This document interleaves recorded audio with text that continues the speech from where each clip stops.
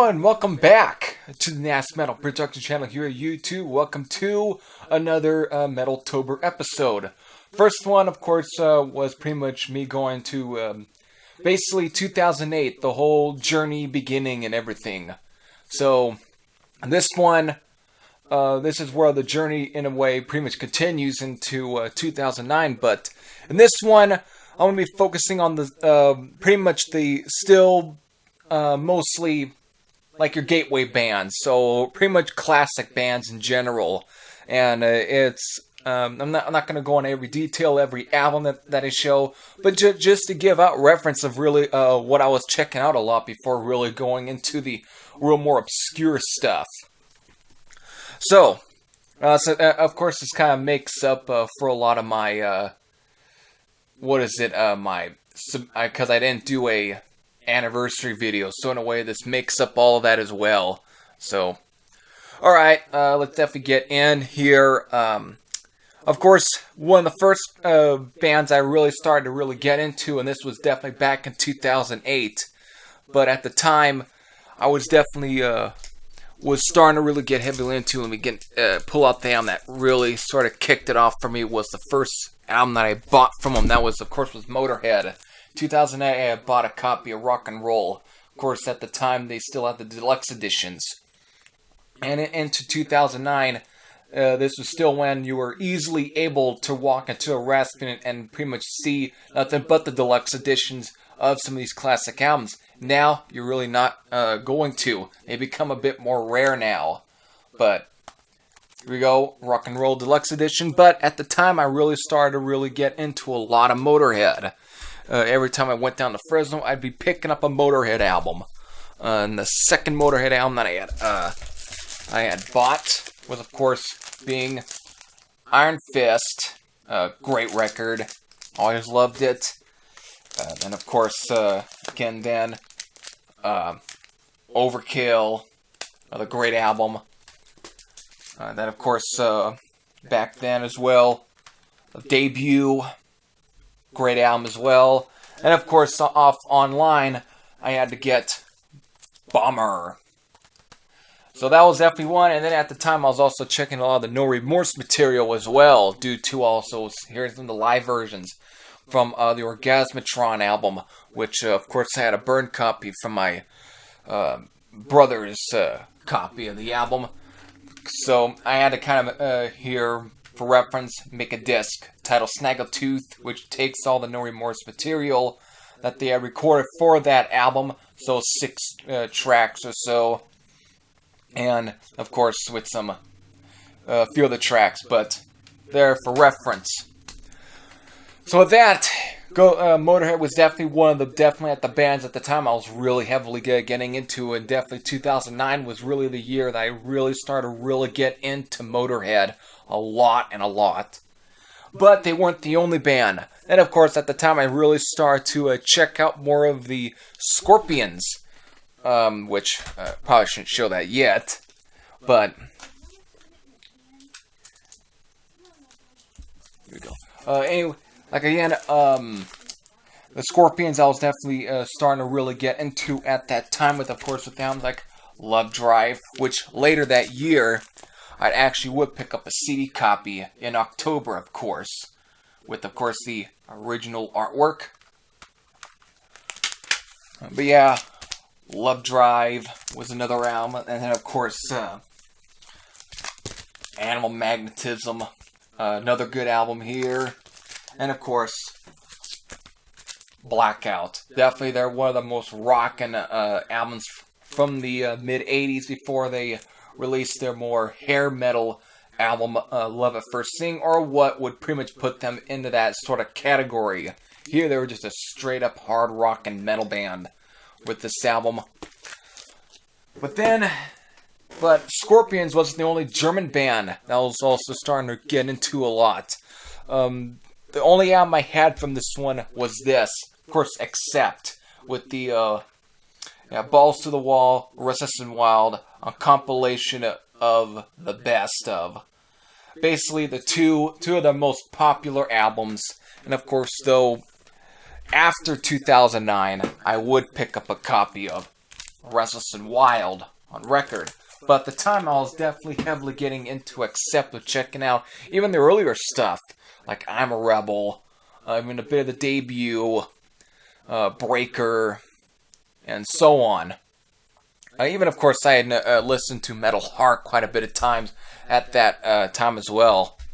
So, definitely Accept was there, but then, of course, back to Scorpion's relations, I was also checking out Rudolf Schenker's brother's band, the Michael Schenker Group, which, of course, I had heard of. You know, I've got that compilation still, one of the UFO comps, but I was definitely starting to get into Michael Schenker Group quite a bit, with mostly, but not really full records, mostly stuff off of YouTube. I'm showing this for references, being like Are You Ready to Rock from the Cell, and of course Attack of the Mad Axeman, and of course some of the material off the debut, which what really put me in that direction was actually hearing the song Armed and Ready, featured in the Guitar Hero Metallica game, which of course was definitely chosen by Kirk Hammett because Kirk Hammett was a huge fan of Michael Schenker's guitar work. And because of that song and hearing that for the first time,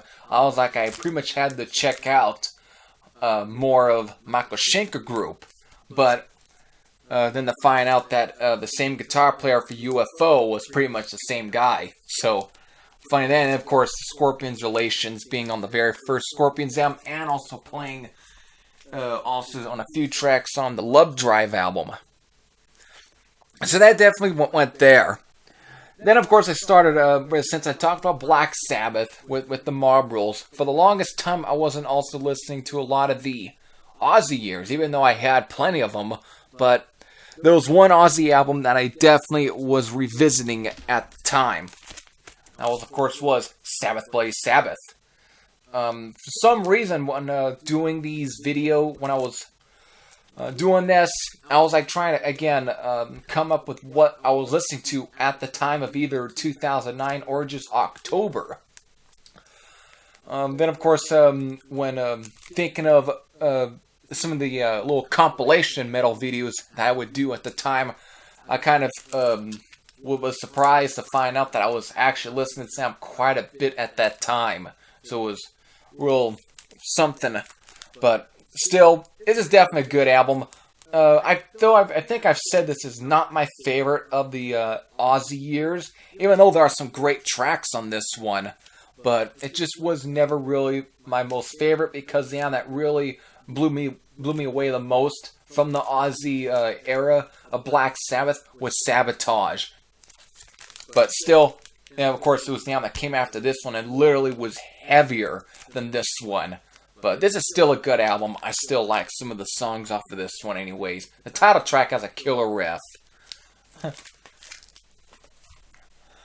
So that pretty much almost does it. But then there's one more classic band that I was starting to revisit even more, even though it began in 2008 with one particular album.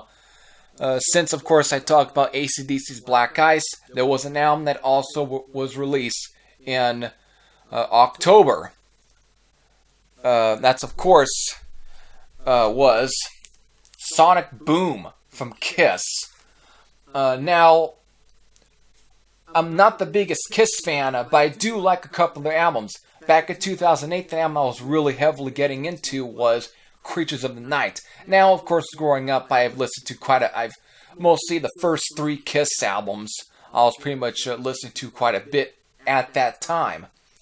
But it was in 2008 that I really started heavily more getting into them. At least musically, just checking out more and more material. Even though I liked the first 3. But, so, when Kiss was about to drop their newest album, I was like, shit, I gotta check it out.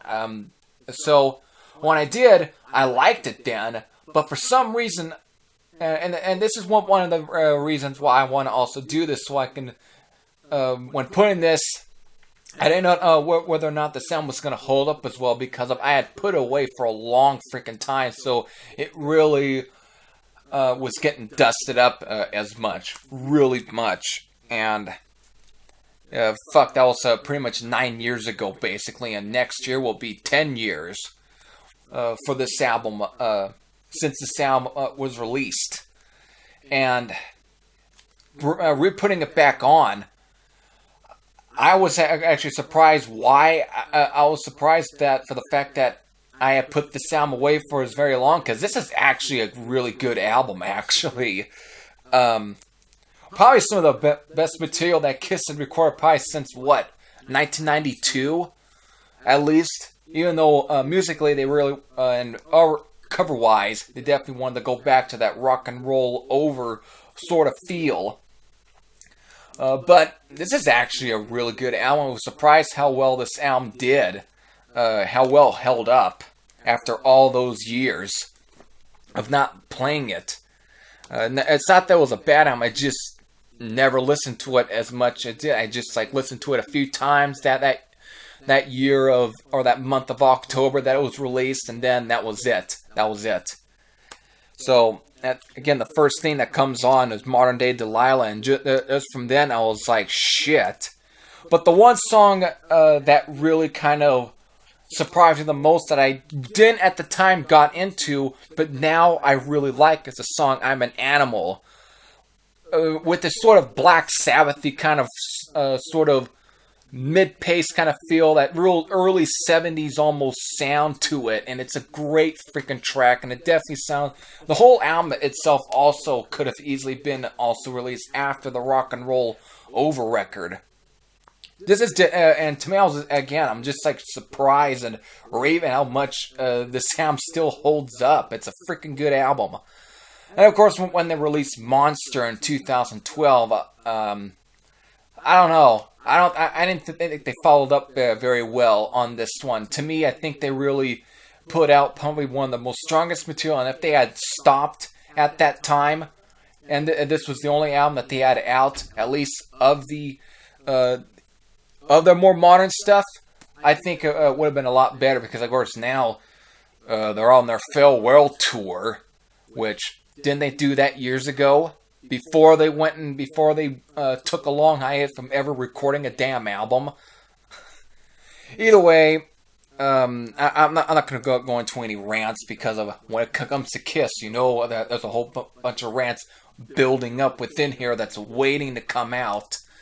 But I'm just going to stop right here on a good note. This is definitely a solid album that I'm definitely happy to reacquaint myself with. So, there you have it. Definitely quite a bit of bands here that I was definitely heavily getting to. This videos after this one is definitely going to be more obscure stuff. So with that, until then, hope you enjoyed the video. So like I said, hope you enjoyed. Until then, this is Every Thresh SM out. I'll see you all later. Take care, everyone.